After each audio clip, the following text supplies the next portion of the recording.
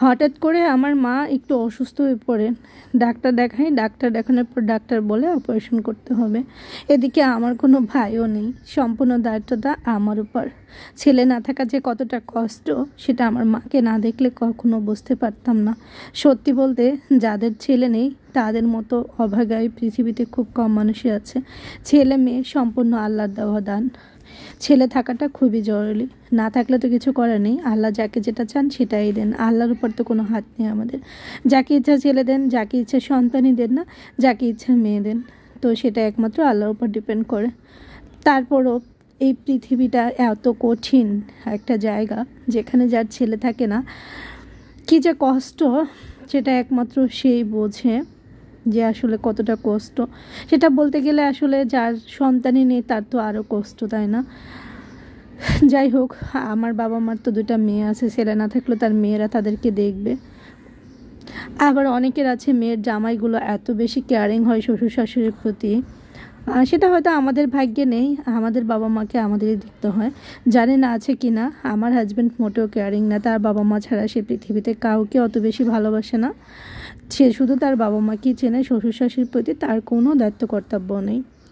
যাই হোক, আমার ছোটো বোন তো বিয়েই হয়নি, তার জামাই কেমন হবে সেটা আমি জানি না। তবে আমি যে আমার বাবা মাকে সেবা করি, তাদেরকে নিয়ে দৌড়দৌড়ি করি, সেটাই আমার হাজব্যান্ডের কোনো কমপ্লেন নেই। সেটা আমার ব্যাপার, আমি করি। তবে তার দিক থেকে যে অনেক বেশি সাহায্য পাবো সেরকম কোনো কিছু কখনোই পাইনি আমি। যেটা সত্যি সেটাই আপনাদেরকে বলছি। যেহেতু আপনারা আমার পরিবারের ভাই বোন, তো আপনাদের কাছে সব কিছুই শেয়ার করি। তবে আমার সন্তানদের ক্ষেত্রে কিন্তু অনেকটাই ঘাটতি হয়। যেহেতু আমি মাকে আমার মা অসুস্থ, মাকে নিয়ে দৌড়দৌড়ি করি, ডাক্তার দেখাই, সেক্ষেত্রে আমার সন্তানদের স্কুলে মিস হয়ে যায় মাঝে মধ্যে বাসায় এসে রান্না করতে আমাকে লেট হয়ে যায় অনেক বেশি। অনেকটাই সংসারের উপর প্রভাব পড়ে। সেক্ষেত্রেও আমার হাজব্যান্ডের কোনো কমপ্লেন নেই। যাই হোক, আলহামদুলিল্লাহ, আমি সব কিছুতেই শুকরিয়া। যাই হোক, আমি নিজেই চেষ্টা করে আমার মাকে ডাক্তার দেখালাম, সব কিছু করলাম, টেস্ট করালাম। ডাক্তার বলছে ইমিডিয়েটলি অপারেশন করতে হবে, তার জন্য সব টেস্টগুলো রেডি করলাম। এখন জানি না কবে অপারেশনের ডেট দিবে, ভর্তি দিবে। তখন তো আরও বেশি চাপ পড়ে যাবে, যেহেতু আমার বাচ্চাদের পরীক্ষা চলতেছে।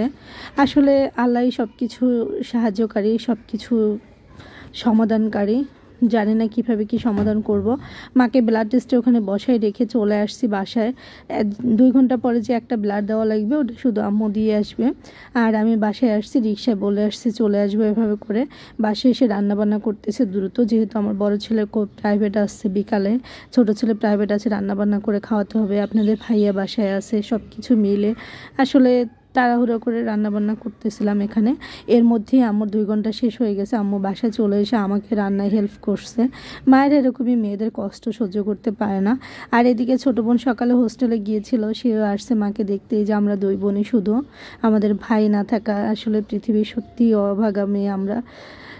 আমাদের ভাই ছিল, ছোটোবেলায় মারা গিয়েছে আসলে। তারপর আল্লাহকে শুকরিয়া, আল্লাহ আমাদের 2 বোন তো বাঁচিয়ে রাখছে। 2জন বোন তো আছি সুখ দুঃখ বলার জন্য, যাদের কিছু নেই তারা কেমনে আছে বলেন তো? আল্লাহর কাছে শুকরিয়া, আমরা আল্লাহর কাছে লক্ষ লক্ষ কোটি কোটি শুকরিয়া যে আমরা 2টা বোন দুজনে গল্প করতে পারি, কথা বলতে পারি, পরিপূর্ণ সংসার আমাদের, আলহামদুলিল্লাহ। তো এখানে বোন আইসক্রিম নিয়ে আসছিলো, সেটা ওরা সবাই মিলেঝিলে ভাগ করে খাচ্ছিল। গরমের মধ্যে আইসক্রিম খেতে কিন্তু ভালোই লাগতেছে। আর এর ফাঁকে আমি রান্নাবান্নাগুলো সব শেষ করে ফেললাম। সবাই আমার মায়ের জন্য দোয়া করবেন, আমাদের জন্য দোয়া করবেন। আজকের মতো বিদায় নিচ্ছি। ভালো থাকবেন, সুস্থ থাকবেন। আপনাদের জন্য অনেক অনেক দোয়া ভালোবাসা রইল। আল্লাহ হাফিজ।